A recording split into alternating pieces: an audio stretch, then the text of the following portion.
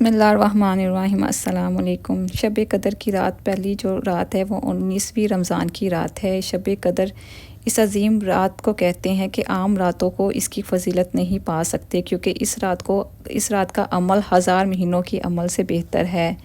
اس رات تقدیر بنتی ہے اور روح کے جو ملائکہ میں سب سے عظیم ہے وہ اسی رات فرشتوں کے ہمراہ زمین پہ نازل ہوتے ہیں، اور یہ ملائکہ امام اصغر علیہ السلام کی خدمت میں حاضر ہوتے ہیں، اور ہر کسی کے مقدر میں جو کچھ بھی ہوتا ہے اس کی تفصیل حضرت کی خدمت میں پیش کرتے ہیں۔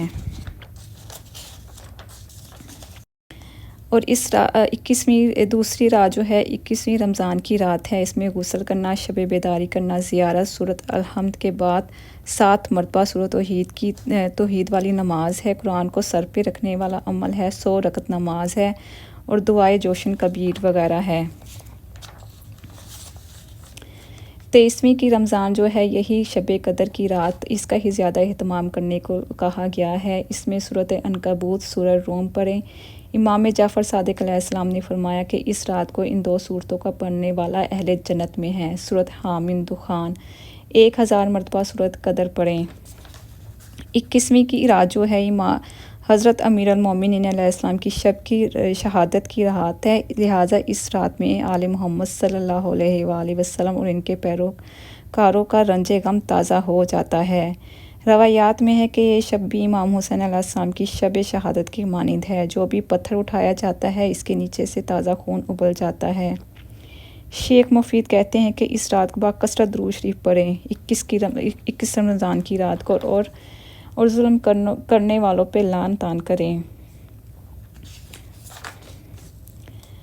حضور صلی اللہ علیہ وآلہ وسلم رمضان مبارک کے آخری عشرے میں اپنا بستر لپیٹ دیتے اور عبادت الہی میں اپنا کمر باندھ لیتے۔ 23ویں کی رات جو ہے شب قدر کی رات مانی گئی ہے۔